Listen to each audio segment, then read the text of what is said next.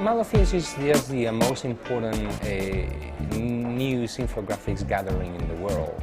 It has existed for the past 18 years, and every year here in Pamplona, in Spain, a lot of infographics people from all over the world gather and party, but at the same time they also talk about graphics, and it's really interesting.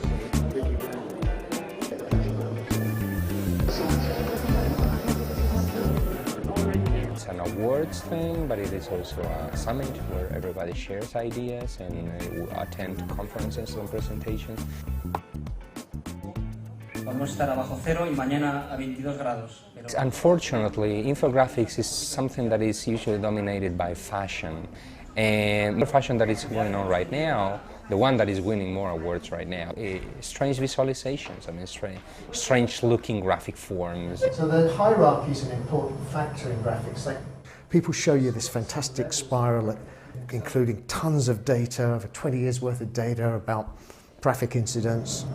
And here's tweets. This is people saying good morning around the world. And you think, wow, this is really great. This tells me something about traffic incidents over the last 20 years. But then you realize it doesn't really. It's just this incredible looking image. Whereas in the past, I think there used to be a lot more sort of narrative illustrated graphics. Now we're definitely seeing a big move toward more just statistic rich, data-driven pieces. Tenemos con nosotros a Hannah Fairfield, que es editora de infografía de gráficos del New York Times en la oficina de Washington. I wanted to take some risks. I wanted to take some design risks. And so I started thinking about how these variables are interrelated. So you can see that the height is whether or not people are able to pay or not pay their mortgages, and the color is how many subprime mortgages are. When you talk us through it, it's wonderful. I'm with it. I'm really understanding the whole graphic as well as you have, and you built it. I worry, my editors worry, about are we taking the readers with us or are we losing them behind? I knew that my readers were going to need a little bit of help with that. And so right up front, I said, how to read the chart.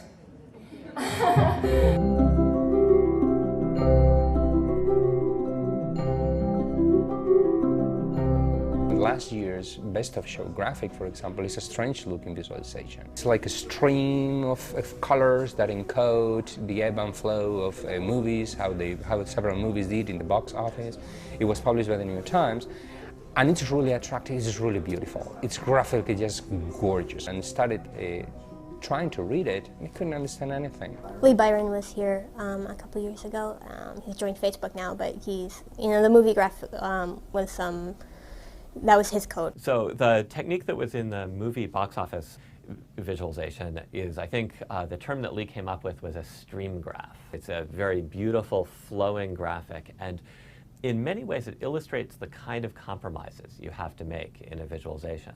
First of all, drew people in and got a whole lot of attention. It was also very good at showing sort of the overall shape of the data. But it did that by making a compromise in the sense that any individual time series in this, looking at the box office receipts for one particular movie, that was harder than in a more traditional graphic. I mean, it was very shallow. It was really difficult to extract deep meaning from that graphic. At the first level, engaging the reader with a nice looking graphic form, it works. It works perfectly. It really grabs your eye and makes you stop and try to decode it.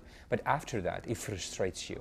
I think we're just in a phase where we haven't quite figured out how to put these things forward to the average reader.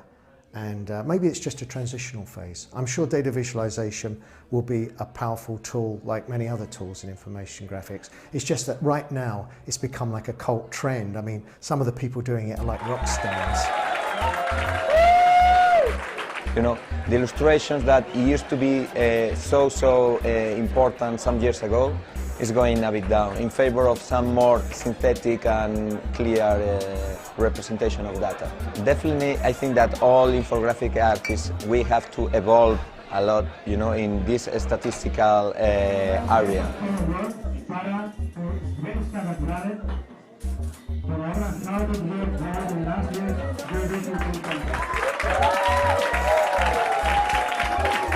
They were saying that all Eastern European countries were voting for themselves, and all people were saying this. So I wanted to find out, is it really so? So I got the data from the European Broadcasting Union, and I put it together and started to figure out different ways to visualize it.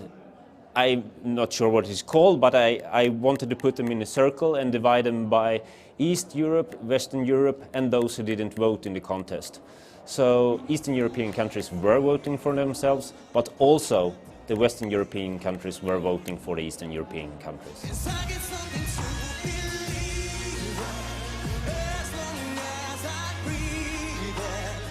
I think what was recognized is that it was highly interactive, where there are variables, that someone can choose from, and they can decide what they're interested in and then access the data that they're interested in. And it was executed very cleanly with simple strategic color use and, clean typography, nice organization, and I think that's probably what people responded to.